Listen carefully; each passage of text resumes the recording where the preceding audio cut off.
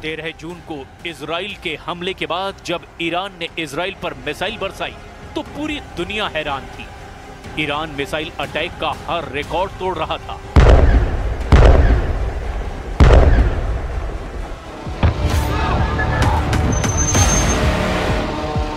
क्या तेल अवीव, क्या हाइफा और क्या इजराइल का डिफेंस सिस्टम, ईरान की मिसाइलों ने इजराइल के हर कवच को भेदा और बता दिया कि जब उसकी मिसाइल फायर होती है तो उन्हें रोकना ना इजराइल के बस की बात है और ना ही अमेरिका के।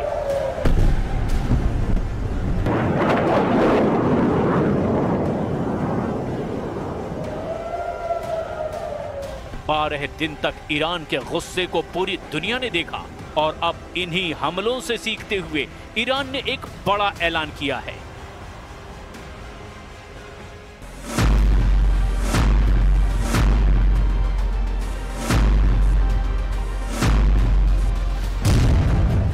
ईरान के रक्षा मंत्री ने कहा कि 12 दिन के युद्ध के बाद ईरान अब डबल ताकत के साथ युद्ध लड़ने के लिए तैयार है।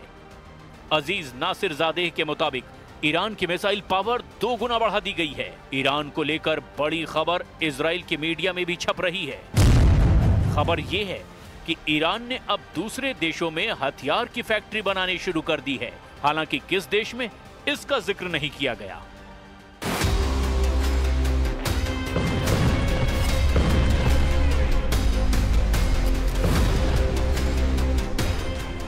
ऐसा इसीलिए क्योंकि 13 जून को जब इजराइल ने ईरान पर हमले से युद्ध की शुरुआत की तब इजराइल की एयरफोर्स ने ईरान के कई हथियार फैक्ट्रियों को टारगेट किया।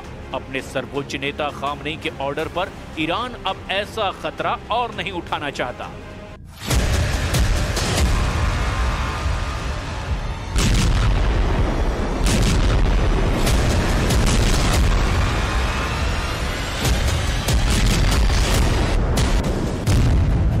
सवाल ये उठ रहा है कि अगस्त के आखिर या फिर सितंबर की शुरुआत में ईरान इजराइल की टक्कर फिर शुरू हो सकती है। एक तरफ नेतन्याहू गाजा पर चढ़ाई करने जा रहे हैं तो दूसरी तरफ ईरान खुद को नए युद्ध के लिए तैयार कर चुका है। ईरान के रक्षा मंत्री अजीज नासिरजादेह ने कहा कि अब ईरान के पास और घातक मिसाइल आ चुकी है। अगर इजराइल ने फिर हमला किया तो नई मिसाइल इस्तेमाल की जाएंगी।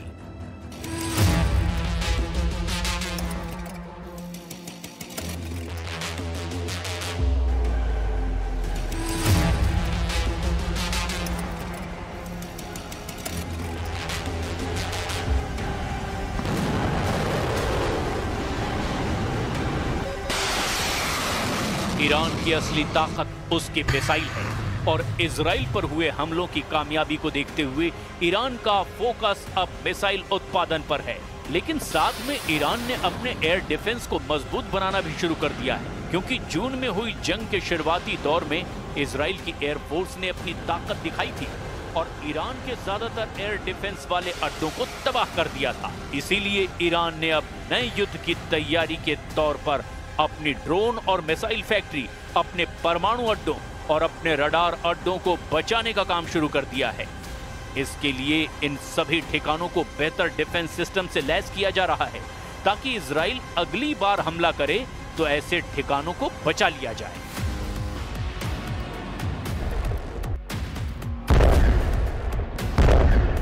अमेरिका और इजराइल ने स्टेल्थ विमानों का इस्तेमाल करके ईरान के कई ठिकानों को तबाह करने का दावा किया था। इसमें ईरान का फोर्दो परमाणु अड्डा भी था, लेकिन अब अमेरिका के दावे को एक जनरल ने पलीता लगा दिया है। अमेरिका ने DIA यानी डिफेंस इंटेलिजेंस एजेंसी के प्रमुख लेफ्टिनेंट जनरल जेफ्री क्रूज को बर्खास्त कर दिया है। जनरल क्रूज ने अपनी रिपोर्ट में दावा किया था कि अमेरिका के हमलों से ईरान का परमाणु कार्यक्रम पूरी तरह तबाह नहीं हुआ है। जनरल क्रूज के अलावा navy reserve chief vice admiral Nancy Lacore ने नेवी सील के प्रमुख रियर एडमिरल मिल्टन सेकंड्स को भी पद से हटा दिया है। ये खबर इस वक्त अमेरिका के हर बड़े अखबार और मीडिया में हेडलाइन बन चुकी है। ट्रंप प्रशासन ने जिस तरह इन अफसरों को पद से हटाया उसकी खूब आलोचना हो रही है, क्योंकि इन्होंने वैसे रिपोर्ट नहीं दी जैसे कि ट्रंप ने ईरान के परमाणु अड्डों पर बमबारी करने को लेकर दावा किया था। ट्रंप की सरकार में उन्हीं की खुफिया एजेंसी अगर ये दावा कर रही है कि ईरान का कुछ नहीं बिगड़ा, तो इससे एक बात साबित होती है, और वो ये कि न सिर्फ इजराइल बल्कि अमेरिका के पास भी ईरान के परमाणु कार्यक्रम को 100% खत्म करने की ताकत नहीं है। भले ही ट्रंप ने B-2 विमानों का इस्तेमाल किया, भले ही उसने दुनिया का सबसे बड़ा बंकर बस्टर बम गिराया, लेकिन जब खुफिया एजेंसी की रिपोर्ट कह रही है कि ईरान को बहुत ज्यादा नुकसान नहीं हुआ, तो अब आगे क्या होने वाला है? इजराइल पर ईरान के मिसाइल अटैक को रोकने में अमेरिका पहले ही अपने हाथ जला चुका है।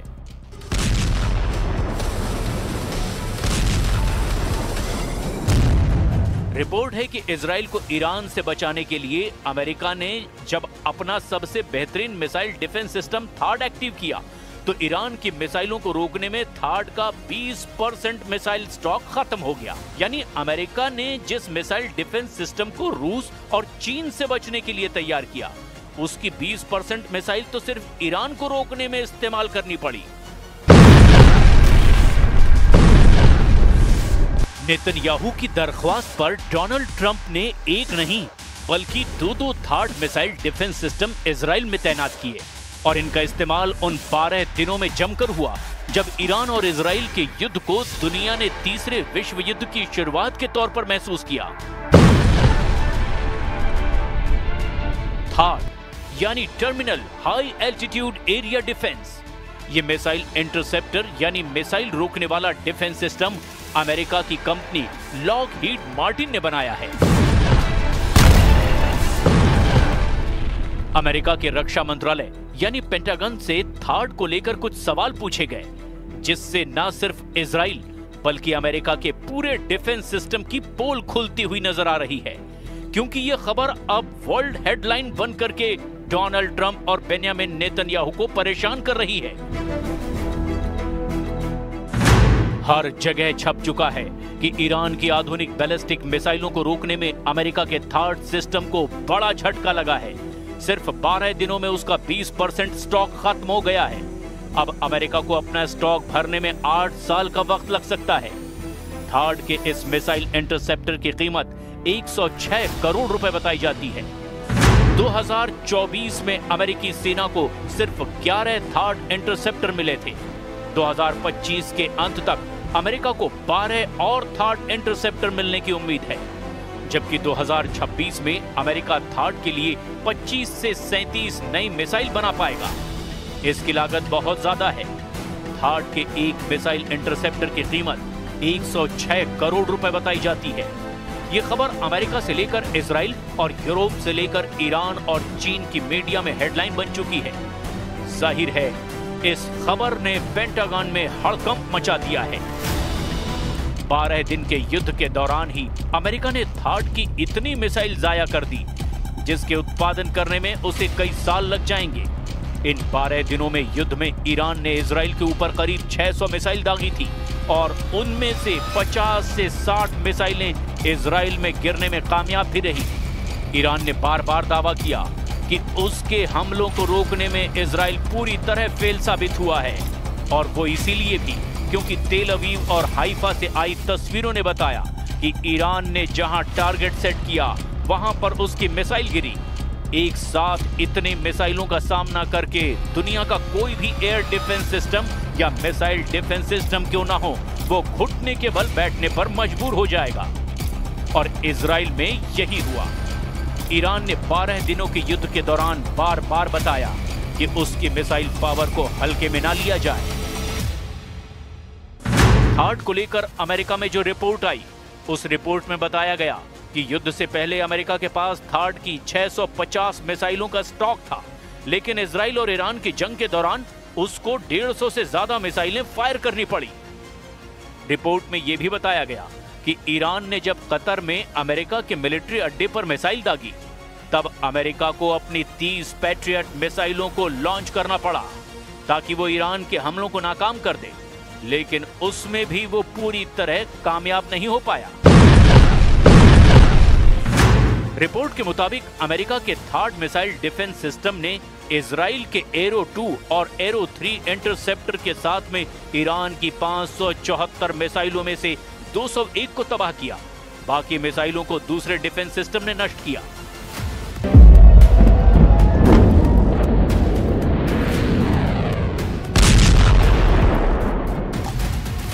ईरान की मिसाइल पूरी तरह फेल नहीं हुई, इसकी गवाही तो तेल अवीव और हाइफा में हुई तबाही भी दे रहे हैं।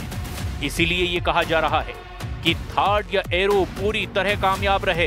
ये सरासर गलत है, क्योंकि तेल अवीव के बीचों बीच ईरान की मिसाइल गिरी है, जबकि ईरान का दावा है कि उसने इजराइल के सीक्रेट अड्डे नेवातीम एयरबेस को भी टारगेट बनाया। यहां पहले से ही थार्ड मिसाइल डिफेंस सिस्टम तैनात था।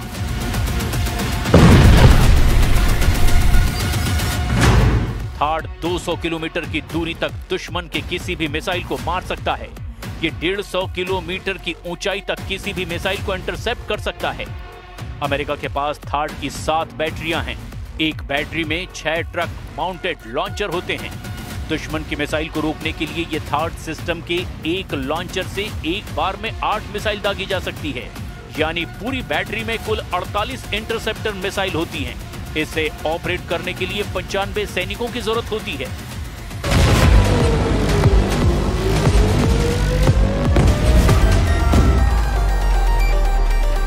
इजराइल में ऐसे 2-2 सिस्टम तैनात रहे, लेकिन क्या ये काफी साबित हुए? बिल्कुल नहीं। हाइफा और तेल अवीव में गिरती हुई मिसाइलों ने बताया कि ईरान एक बार में सैकड़ों मिसाइल फायर करने की ताकत रखता है और उनको रोकना ना इजराइल के बस की बात है और ना ही अमेरिका इसमें 100% कामयाब रहा। और अब ईरान ने अपनी मिसाइल पावर को 2 गुना करने का ऐलान किया है। ऐसे में समझा जा सकता है कि नया युद्ध हुआ या फिर जंग फिर शुरू हुई तो अमेरिका और इजराइल को ईरान से कैसे टक्कर मिलेगी।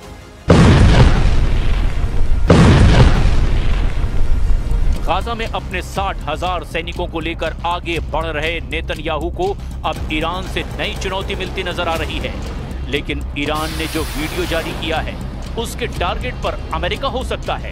ईरान ने अपने युद्धाभ्यास का वीडियो जारी किया है। ये इजराइल के साथ साथ अमेरिका को धमकी है। जून के महीने में इजराइल से युद्ध के बाद ईरान की सेना ने अपना युद्धाभ्यास किया है।